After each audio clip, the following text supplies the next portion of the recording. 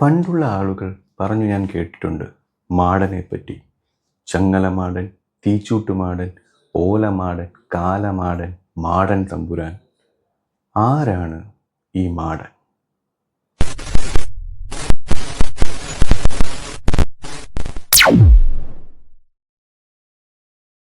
ഇത് പറയുന്നതിന് മുമ്പ് ഒരു നാട്ടിൽ നടന്ന ഒരു സംഭവം ഞാൻ പറയാം.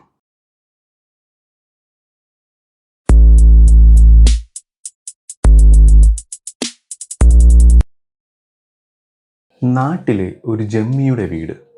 ഈ വീട് ഒരു 5 ഏക്കറിന്റെ മധ്യത്തിലാണ് സ്ഥിതി ചെയ്യുന്നത്. ഈ വീട്ടിൽ ഒരു അപ്പൂപ്പൻ മാത്രമാണ് താമസം. അപ്പൂപ്പന്റെ മക്കളെല്ലാം പുറം രാജ്യങ്ങളിലാണ് താമസിക്കുന്നത്. ഒരു ദിവസം ഈ അപ്പൂപ്പന്റെ വീട്ടിൽ പണി ചെയ്യാൻ വേണ്ടിയിട്ട് ഒരു 10-12 ആളുകൾ വന്നു.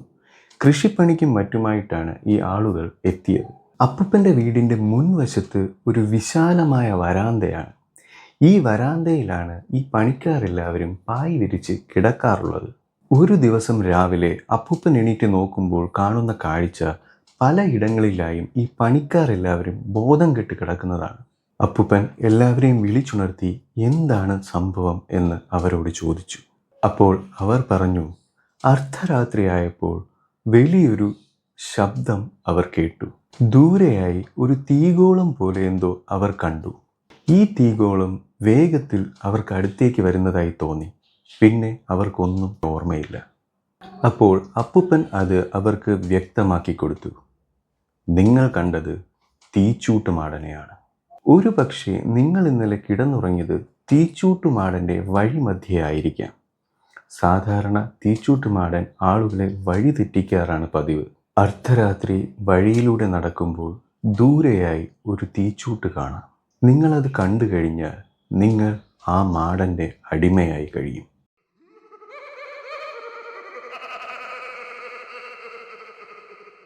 അതാണ് ഇന്നലെ രാത്രി ഇവിടെ സംഭവിച്ചത്. ഈ മാടനെ കണ്ടു കഴിഞ്ഞാൽ നിങ്ങൾക്ക് പിന്നെ ചുറ്റുമുള്ളതൊന്നും കാണാൻ കഴിയില്ല. നിങ്ങൾ മണിക്കൂറുകളോളം നടന്നുകൊണ്ടേയിരിക്കും.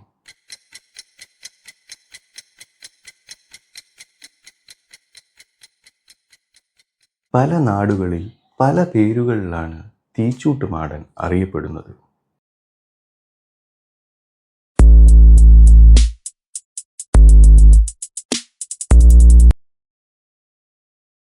വിവേക് എന്ന 23-കാരൻ.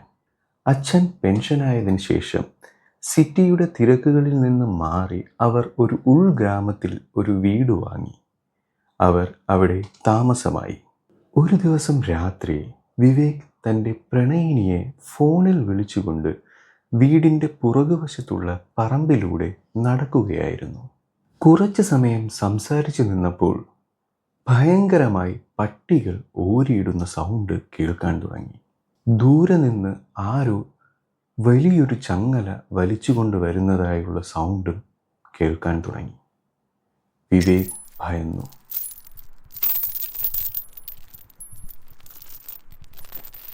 അവൻ പെട്ടെന്ന് തന്നെ വീടിൻ്റെ പുറകുവശത്തേക്കായി ഓടിമാറി. അവിടെ നിന്ന് അവൻ അതിനെ നിരീക്ഷിച്ചു. 8 അടിയോളം പൊക്കമുള്ള ഒരു കറുത്ത രൂപം. അത് ചങ്ങല വലിച്ചിഴച്ചു കൊണ്ടുവരുന്നു. ഒരു ആനയെ തളയ്ക്കുന്നതിനേക്കാളും വലിയ ചങ്ങല. അതിവേഗത്തിലാണ് അതിൻ്റെ ചലനം.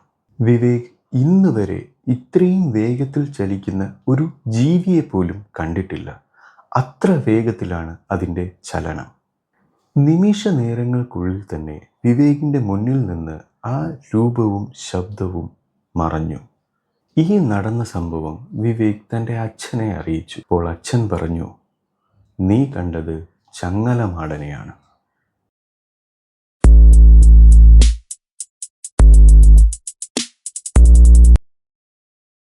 മാടൻ്റെ ജനനത്തെപ്പറ്റി പല കഥകളുണ്ട്.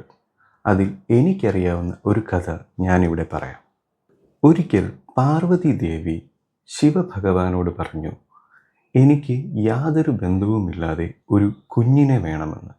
അതിന് ഭഗവാൻ അനുഗ്രഹിക്കണം എന്നും പാർവതി ദേവി പറഞ്ഞു.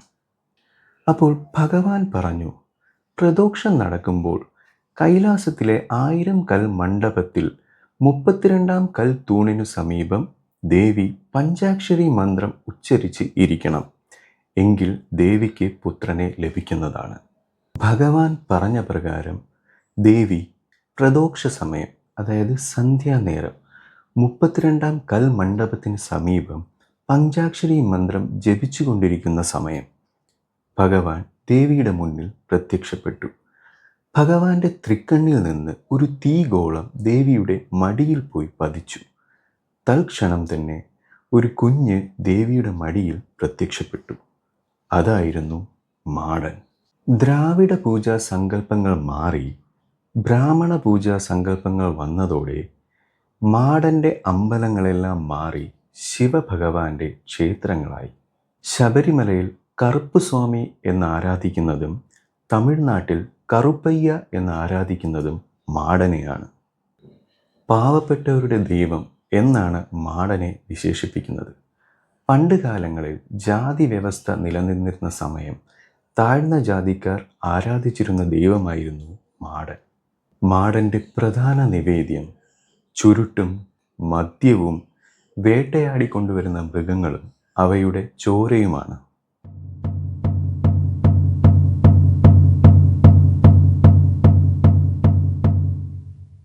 ഇത് എനിക്കറിയാവുന്ന കഥകളിൽ ഒന്നാണ്. ഇതല്ലാതെ നിങ്ങൾക്ക് വേറെ കഥകൾ അറിയാമെങ്കിൽ തീർച്ചയായും കമൻറ്റ് ബോക്സിൽ പറയാം.